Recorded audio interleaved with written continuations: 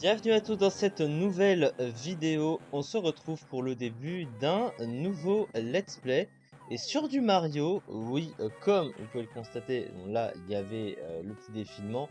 Super Mario Bros 3 et regardez l'année 1983-2003, on est en 2023. Ce jeu a 20 ans. Ça fait 20 ans d'ailleurs que je l'ai connu la première fois puisque c'est un retour aux sources. Et vous savez que sur Nintendo Switch, il y a depuis quelques temps maintenant la possibilité, sous forme d'émulation, on va dire, de rejouer à d'anciens jeux, d'anciennes consoles sur Nintendo Switch, qui est très plaisant niveau nostalgie notamment.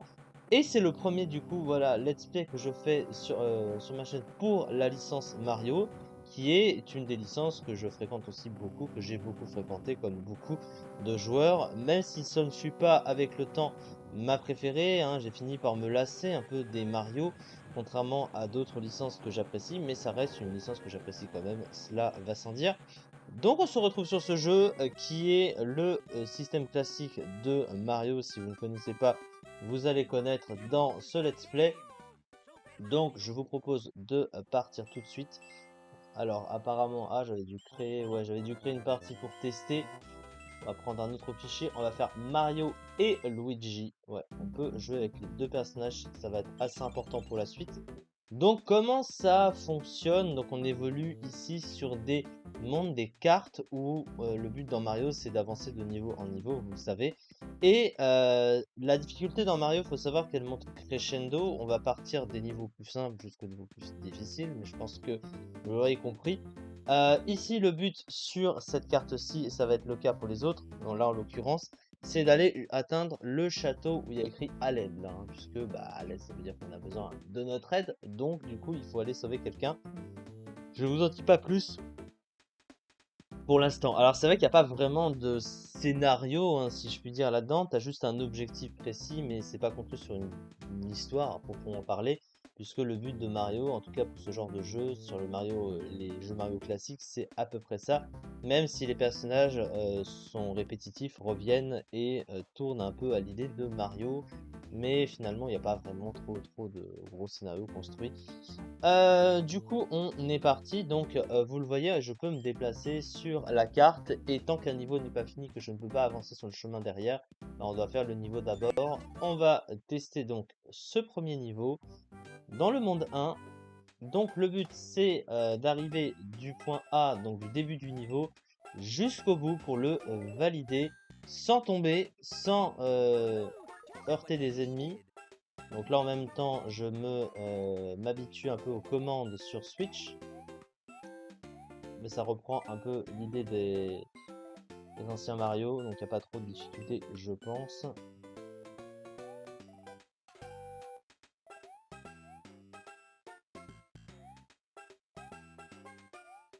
Donc là le premier niveau est assez simple.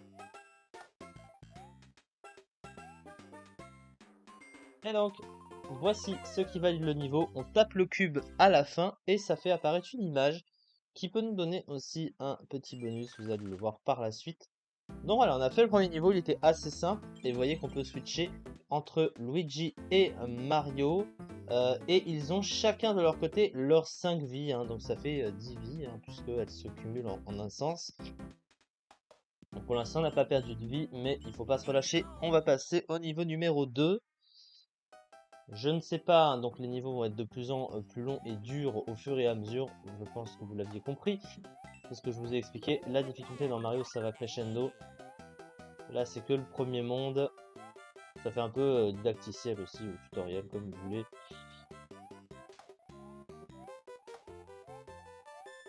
Et c'est vrai que ça fait plaisir de revenir sur ce jeu, hein. C'est un des premiers Mario que j'ai connu, un des premiers que j'ai beaucoup apprécié, et que j'ai parfait depuis très longtemps, hein. Je l'ai connu sur d'anciennes Game Boy. Et là, le redécouvrir sur Switch, c'est pas mal. On tape le cube, on a fini ce niveau, c'était assez simple. Jusque là, pas trop de soucis, en tout cas.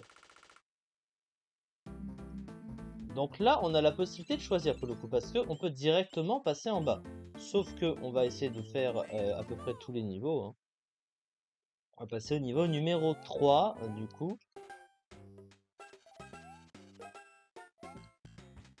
Alors,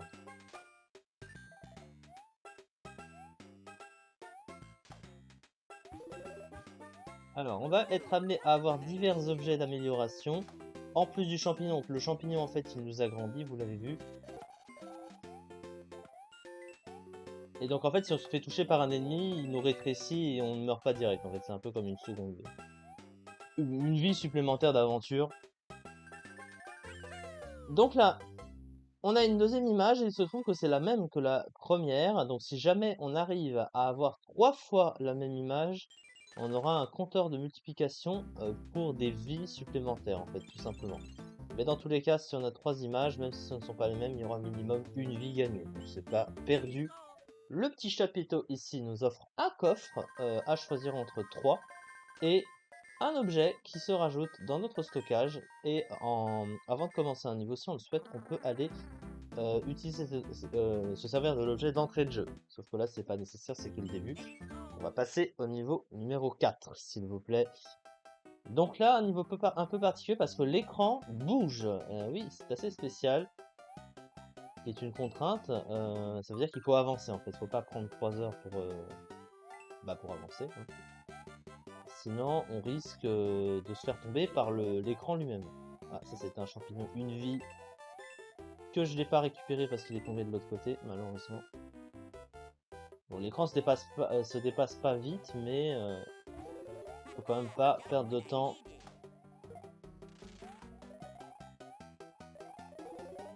Ah bah voilà, je me suis rattrapé. Mais j'aurais pu en avoir deux, du coup. Celui-là était plus facile à atteindre.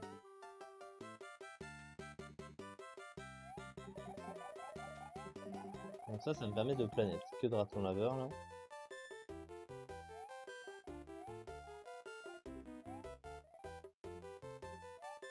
Ah, la musique est apaisante.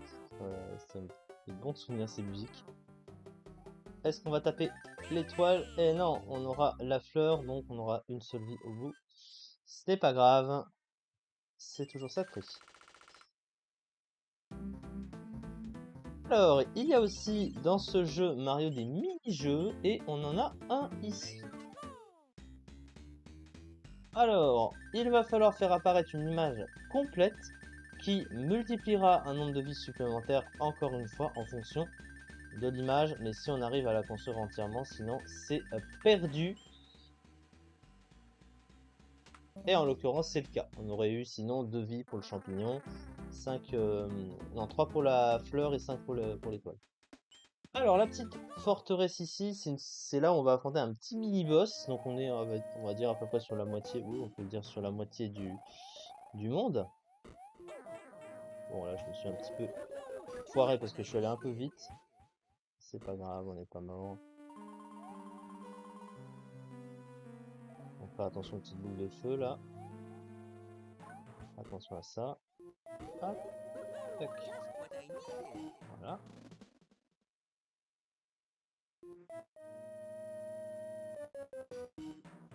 Alors il faut également faire attention au niveau du temps parce que vous voyez que tous les niveaux sont chronométrés. Il y a un temps qui défile en haut de l'écran, vous le voyez. Donc, je crois que c'est 300 secondes le niveau. Et 300 secondes, ça fait 5 minutes si vous avez compté. 5 x 6, 3, 30, pardon. Et donc voici le mini-boss. Faut lui sauter 3 fois sur la tête. C'est pas bien compliqué. Voilà. Par la suite, ce sera plus compliqué pour l'affronter. Évidemment, là, on est que sur le début. Et ça nous permet de sauvegarder notre progression. Bon, ça a ouvert l'accès ici, mais bon, ça sert à rien. Allez, niveau numéro 5. Let's go. Ah oui, pour la nage, ça c'est important.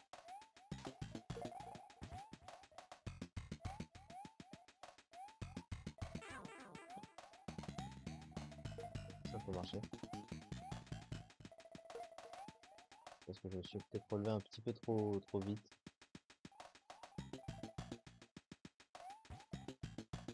Hop. Ah, il n'y avait rien de bien. Et donc, une vie de plus. On a 3 images, même si ce ne sont pas les mêmes, c'est une vie de plus. Là, on se sort plutôt pas mal, j'ai envie de dire.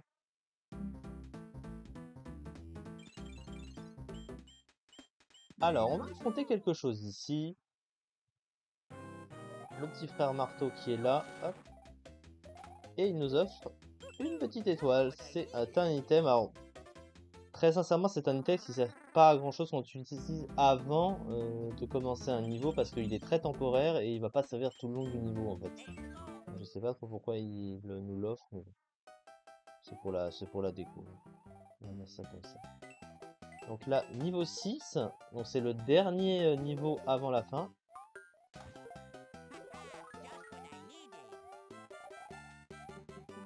Donc attention, alors les plateformes avec les notes de musique, c'est des trucs qui nous font rebondir et il faut pas que ça nous fasse tomber. Donc, je préfère ne pas sauter dessus pour l'heure.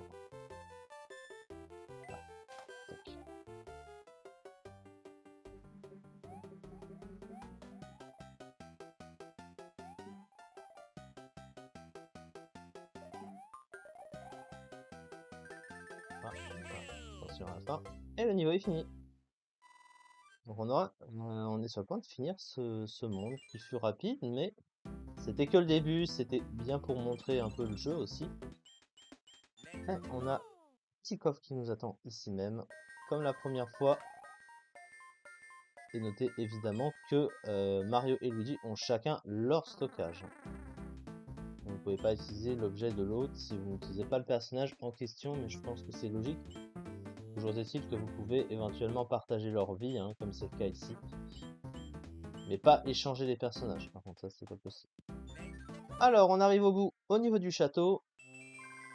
Et là, le Toad nous explique: oh c'est terrible, le roi a été transformé, trouve la baguette magique pour lui rendre son apparence. Il a transformé une sorte de serpent.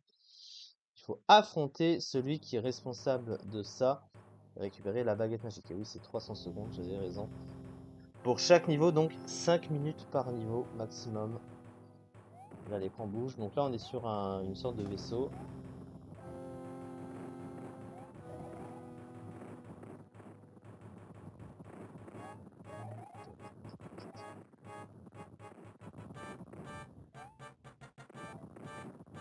Ah, il faut aussi prendre en compte que chaque monde dans ce jeu est thématique aussi.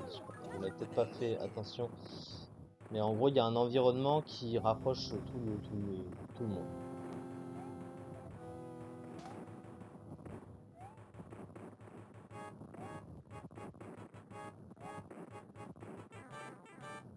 Et donc voilà, le boss. Comme le mini-boss, il faut lui sauter 3 fois sur la tête. Il faut juste faire attention à ce qu'il envoie. Là, je me suis un peu foiré en sautant. Mais il est vaincu. Et comme il est vaincu, on récupère la baguette. Et donc, voilà, on a réussi le premier monde de ce jeu. Et donc, le roi de ce monde va être transformé en son apparence originelle. Donc, jusque-là, c'est le début, c'est le plus simple. On va pas s'enquiquiner, on est tranquille. On a bien rempli notre mission. Oh, splendide, splendide. Je suis redevenu moi-même, merci infiniment. Voici une lettre de la princesse. Ah. Et donc en l'occurrence, la princesse Peach, qui est, voilà, on va dire, celle que doit sauver Mario à chaque fois. Bonjour, si tu vois des fantômes, fais bien attention, ils te poursuivront si tu changes de direction. Voici joie, un joyeux qui te protégera. Princesse Peach. Oh, c'est gentil.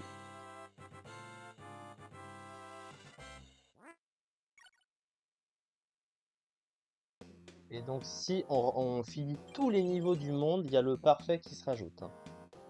Comme ça a été le cas à la fin.